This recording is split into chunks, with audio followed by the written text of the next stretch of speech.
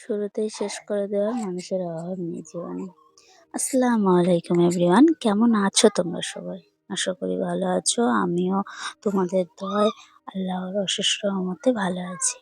আমি রেশমা, তোমরা দেখছো রেশমা লাইফস্টাইল। আজ থেকে তোমাদের সাথে ডেইলি ব্লগ শেয়ার করব।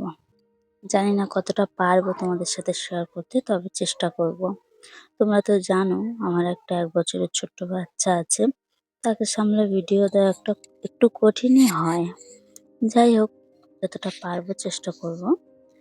আগে ভাবতাম যারা ভিডিও করে এমন কি করে, বুঝতে পারতাম না। যাই হোক, এখন বুঝতে পারছি। তোমাদের সাথে একটা কথা শেয়ার করি। আমি যে ভিডিও করি না, এটা আমার বাবার বাড়ি বলো, শ্বশুর বাড়ি বলো, কেউ জানে না। হয়তো টুকটাক জানে, বাট সবাই ক্লিয়ার ভাবে কেউ জানে না যে আমি এই প্রফেশনে পা দিয়েছি, আমি ভিডিও করছি বা ভিডিও দিই, বা আমার একটা স্বপ্ন আছে, আমি এই জগতে কিছু করতে চাই। যেহেতু আমরা মিডল ক্লাস ফ্যামিলি থেকে বিলং করি, সেই হিসেবে এটা সবাই পছন্দ করে না। গ্রামের দিকে এটা সবাই পছন্দ করে না যে কেউ ভিডিও করুক এভাবে। কেউ পছন্দ করে না। সেই হিসেবে জানার পরে একটু তো হবে অনেক কিছু, যেহেতু যখন হবে তখন দেখা যাবে। আমার হাজব্যান্ড বলেছে আমি সবসময় তোমার সাপোর্টে আছি। এই নিয়ে আমার কোনো ভাবনা চিন্তা নেই। দেখা যাক পরে কি হবে। যাই হোক, এখানে আমি তোমাদের সাথে কটা কমেন্ট শেয়ার করি।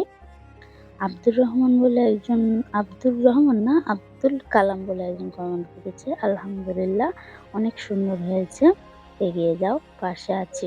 আমার ভিডিওগুলো আমার অনেক সুন্দর লাগে। আরেকজন কমেন্ট করেছে, আশমিনা পারভিন বলে একজন কমেন্ট করেছে, অনেক সুন্দর হয়েছে আপু। থ্যাংক ইউ আপু। এইভাবে আমার পাশে থাকো, এইভাবে আমি প্রত্যেকটা ভিডিও কমেন্ট করে যাও। আমার তোমাদের কমেন্ট পড়তে, রিপ্লাই দিতে খুব ভালো লাগে। দেখা যাক এই ভিডিওটা আমাকে কতজন ভালোবাসা দাও এবং কতজন কমেন্ট করো।